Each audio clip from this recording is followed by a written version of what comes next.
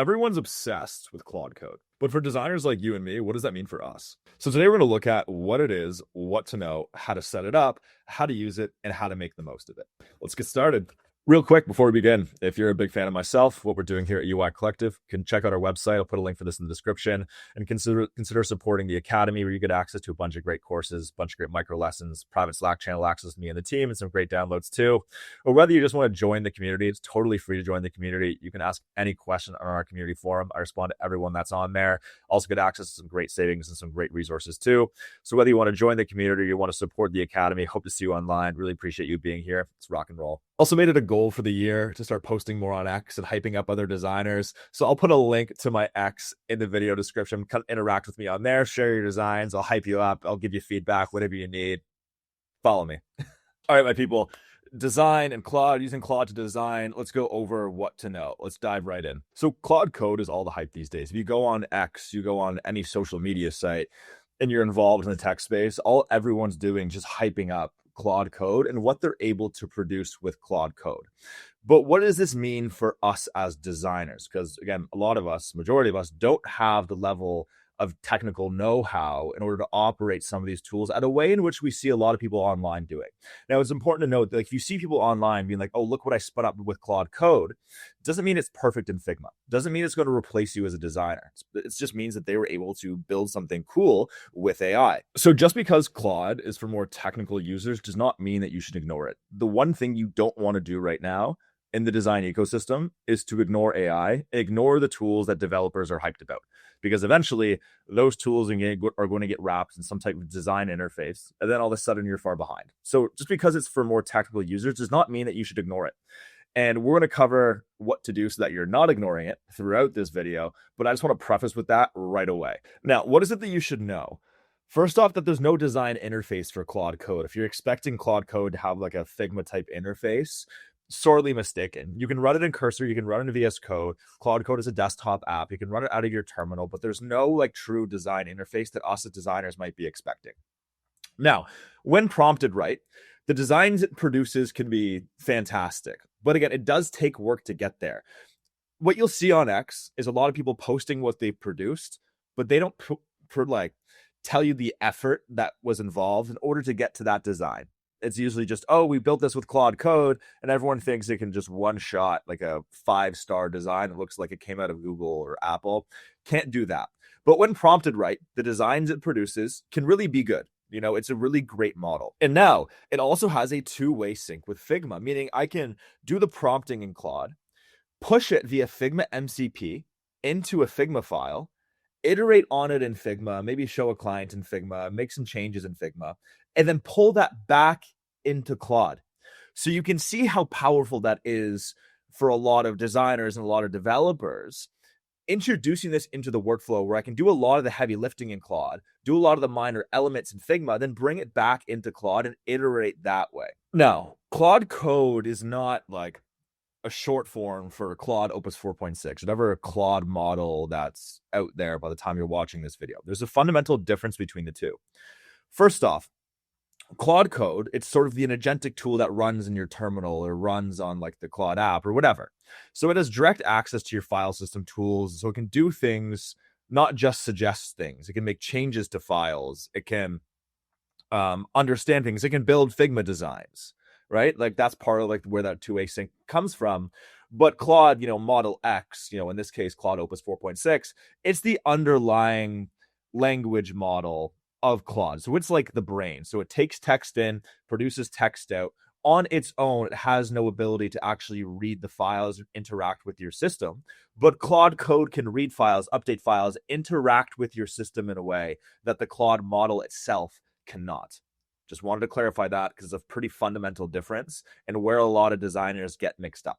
Now let's go ahead and set up Claude Code and then connect Figma MCP. So it's a little bit different than how we might have connected Figma MCP to something like Cursor in the past. Now we're going to do this actually via our device terminal. More on that in just a second. And I'll put a link for their docs down below. So just scroll down here and find the operating system that you're on. I'm on a Mac OS, so I would just copy this line right here because again, this is for Mac OS. So I would copy that. Now, I'm not too sure like how to open it on a PC because I haven't used a PC in like a decade. But on a Mac, like the very top bar, you're going to see a little search, not within Chrome, not within your browser, but like at like the operating system level, you're going to see a search icon at the very top. Hit that and then search terminal. And then with this line copied here, we're going to paste this line inside of the terminal. So you're going to land in something like this once you open up your terminal. Again, I'm on a Mac. So I'm just going to paste in that exact line that we got from Claude's documentation and just hit enter. Unreal. So now you can see that it's actually installed. Now, the first time I did this, I ran into issues. If you run into issues, just take a screenshot of what terminal is showing you and then just upload it to Claude or even ChatGPT and have it walk you through how to fix it, right? So like if you get any issues, just have AI troubleshoot. So I just opened up a new terminal. Now, whenever you open up a new terminal, it's just going to appear blank. And if you want to open a Claude Code instance, you have to type Claude as I did right here, and then just press enter.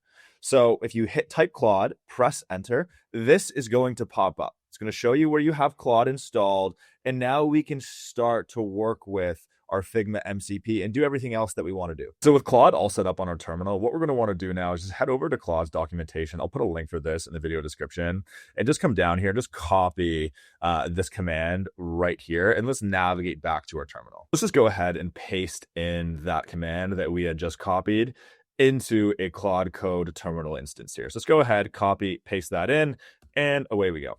So assuming all is successful for you, then paste in this command right here. I'll also put a link to this command, not a link, sorry. I'll paste the command for this in the video description as well. So then just go ahead and then run that. So that should have showed as installed for you, and it just doesn't show that for me because I actually already had it installed. What you're going to want to do then, hit slash and then plugin, and then this here is going to pop up. So you're under discover, then just use the arrow keys on your keyboard, just navigate towards install.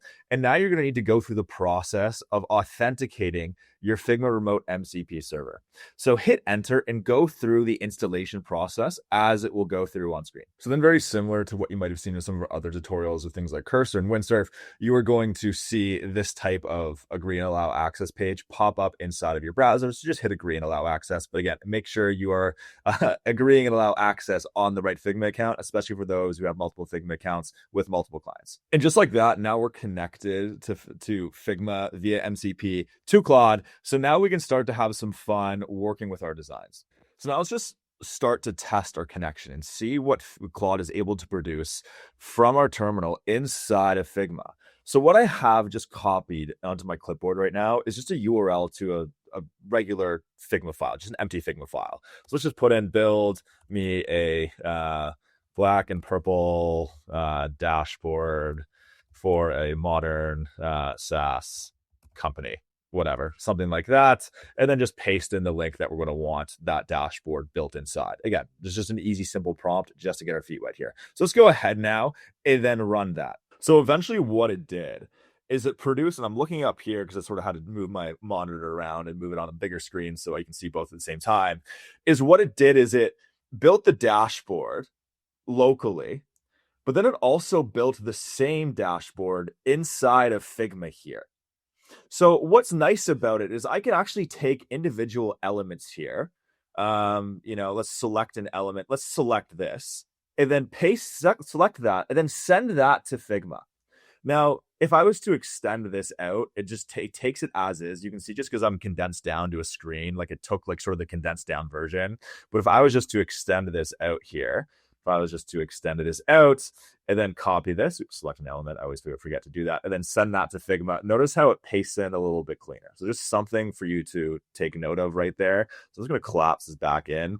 So you can take the entire screen. You can select specific elements. And what that allows you to do is sort of jam on individual elements here and not having to jam on the entire dashboard at a time. So say if there's only one element that I like here, one group, I just want to send this one group to Figma for me to riff on. I actually have that ability. where it then takes that element. So now if I really like this element, I can take the specific ones that I like that Claude Code had produced and then send that to Figma. Again, still looking up here just because I have a larger monitor for me to have more space on. But one thing I'd like to call out is that, say I want to get rid of these emojis. Like, I don't really like these things that are here. I can delete these, I can delete these, and I can delete these. Now, notice that it doesn't update on the Claude version run locally right away. So we actually need to do some prompting in order to send that back to Claude. But again, there is that two-way sync now. I'll show you in just a sec. The other thing too is you're going to notice is that there's still issues with perfect responsiveness. Again, like all the other AI tools that are out there and that I've covered in other videos, they don't really get it responsive perfectly first try. If you're expected to be like, you can get a design, you don't need to do anything with it, perfectly responsive, just in a way where like it's development handoff ready out of the box.